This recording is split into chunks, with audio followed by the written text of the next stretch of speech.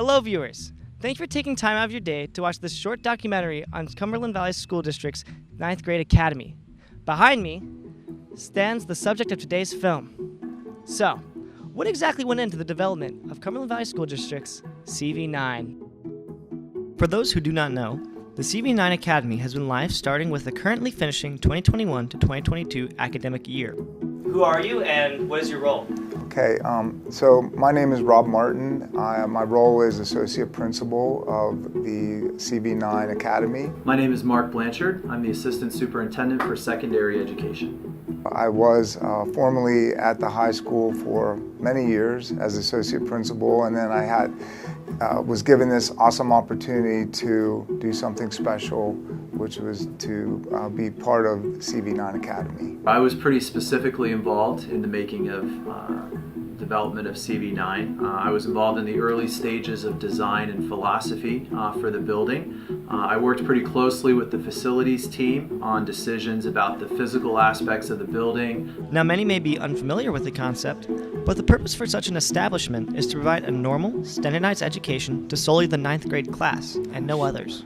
Could you tell me what the basic idea of a 9th grade academy is? Why was there a need for a 9th grade academy? What is the basic idea of a 9th grade academy?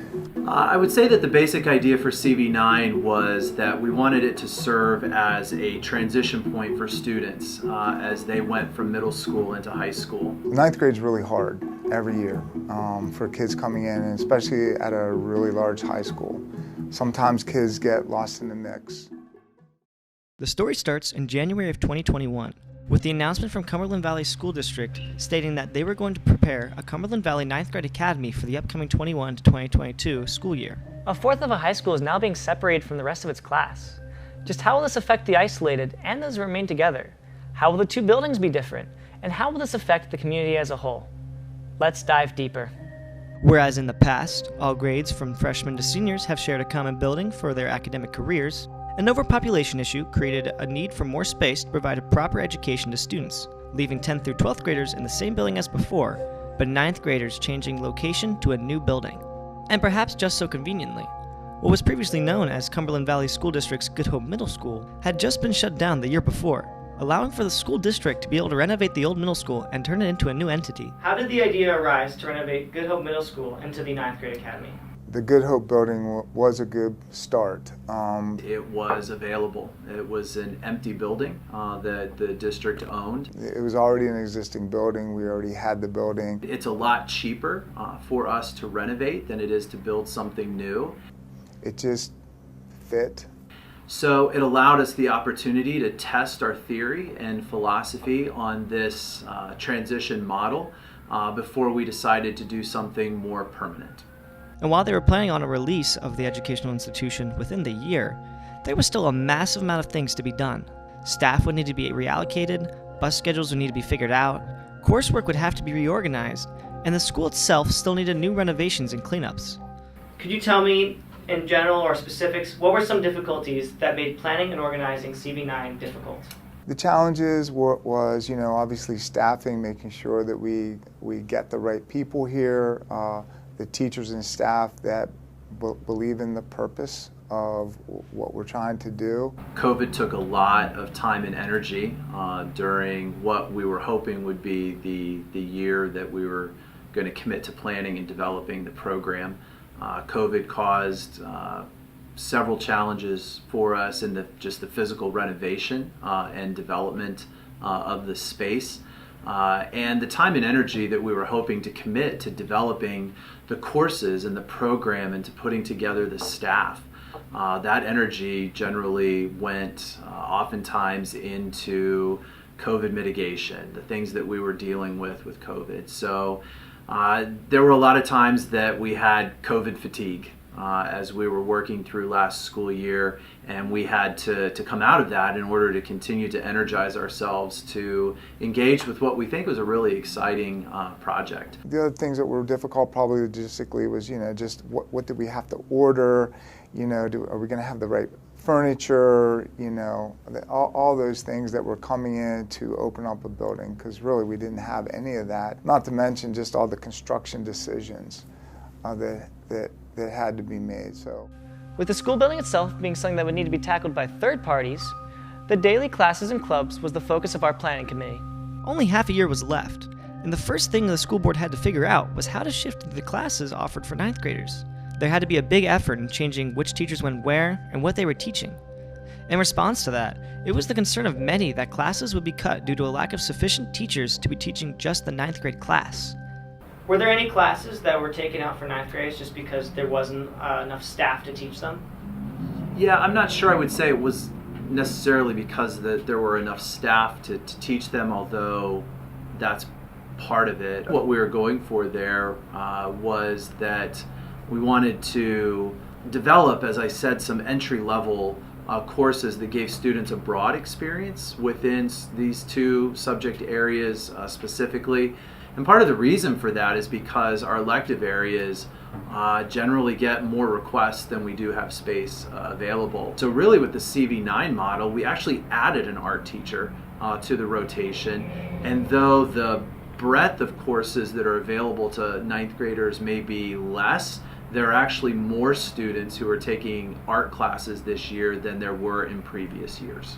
So you could almost see ninth grade now as more of a broad testing grounds, so you have a better idea what you want to do perhaps for the rest of high school? Yeah, there are a lot of different metaphors that you could use to describe it. Sometimes it's described as a sandbox. Like you're able to go in and kind of explore and play around a little bit and figure out, this is what I'm interested in, this is maybe not what I'm interested in. The other thing that's I think important there is that in the old model, ninth grade students weren't often getting the things that they wanted to get in the elective areas anyway because upperclassmen had priority.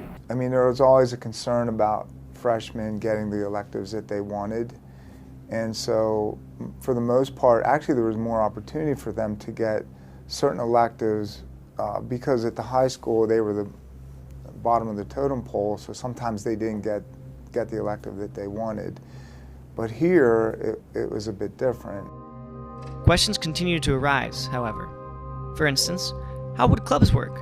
If high school clubs were open to 9th through 12th graders, would you only have 9th grade clubs and 10th through 12th grade clubs? Or, if you would have the 9th graders come to the high school after school ends, they'd be showing up to the main building around 15 minutes later to their 60-minute meetings. That's a fourth of their club times. During all of this, there's the story of how others viewed it from the outside as well. The announcement was met with a mixed bag of reactions and confusion from CV families all around. Aside from general questions about how the new system would work, there were more broad questions asked about how this would socially affect incoming freshmen. With the isolation of 9th graders from the high school, 9th graders would have to be left with less people they know, they wouldn't experience any collaboration with upperclassmen in their classwork, and with that, wouldn't get to learn from those that had in the past served as role models for the developing minds that had just entered the school. Do you really want just all 9th graders in one building? You know, do they have older students to look up to be, you know, role models so they can look up to? So that, you know, I get that. I think the biggest thing was location and not feeling like they were part of the high school. These issues were focuses in discussions surrounding the academy, and many were apprehensive about the future. We wanted students at the 9th grade building to be able to fully participate in the activities at the high school.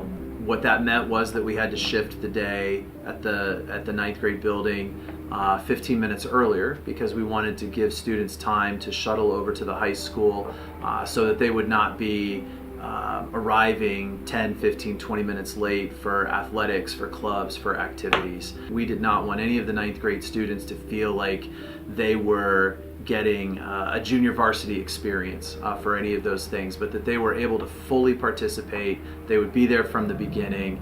They would be able to engage in every aspect of all of the different things that the high school has to offer. And, you know, I mean, the truth of it is we're two different schools, and we are. But we've been able to do things like take our kids from the high school to the Thon pep rally. Just recently we took the whole school to go see this week actually, to see the musical, have lunch in the cafeteria, and then you know, now they know where the bus loop is to catch the bus. So it was a nice transition moment, and I think they really enjoyed it. And they actually are more excited about going to the high school.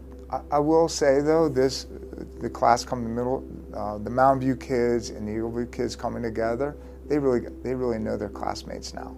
Our ninth graders became quite comfortable quickly within the first couple weeks here, where at the high school, that I've noticed where it took a month or two before they started, to feel calm. It's just tougher because it's a big school. This was a very tough and delicate situation for school administrators to deal with. They'd have to rearrange countless staff, reorganize countless bus schedules, and redraft and prepare a whole new set of curriculum while time was running out. The loud bag of mixed opinions on CV9 made it something that many people were expecting to fail miserably when it came out. Nevertheless, school administrators did their best to put the best setup for ninth graders out by the end of the summer. With everything at stake now known, let's flash forward to the present.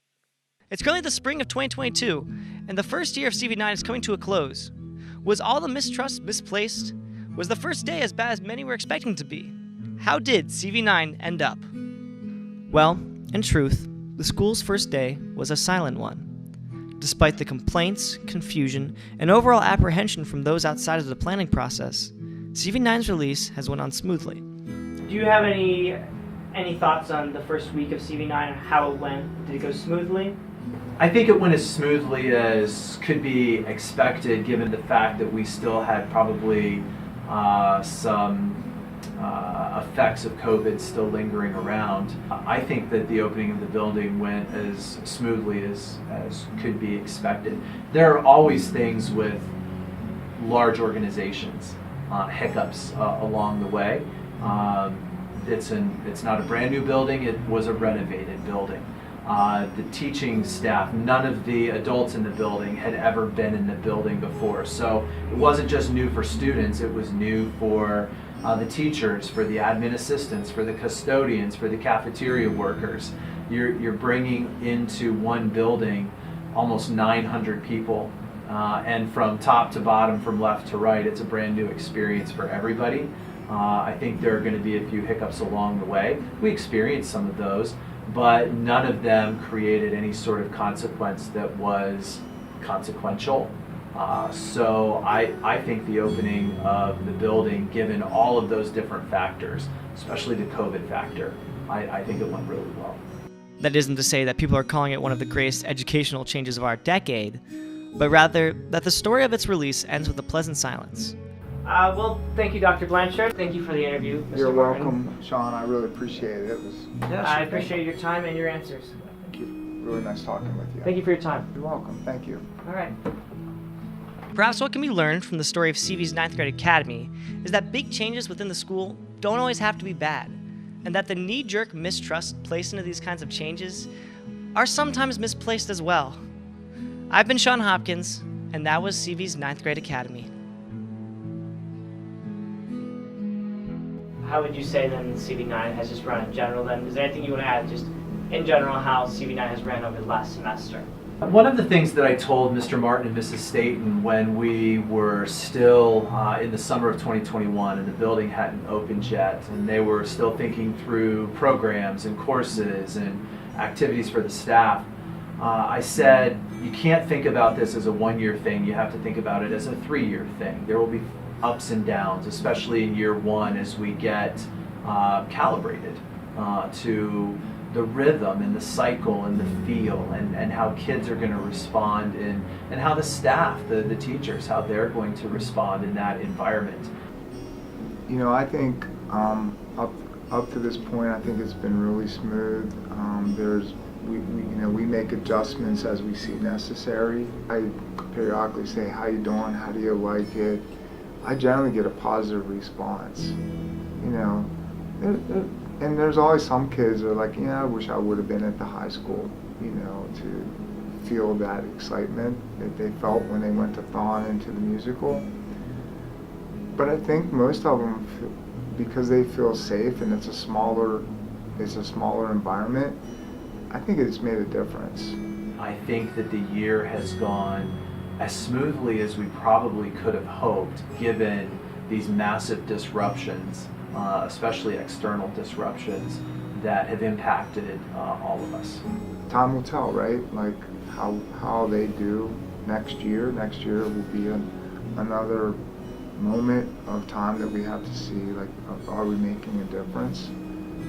I believe in my heart we are, but you know, we got to take it one step at a time and see what happens. I think it's a good note to end on. Yeah.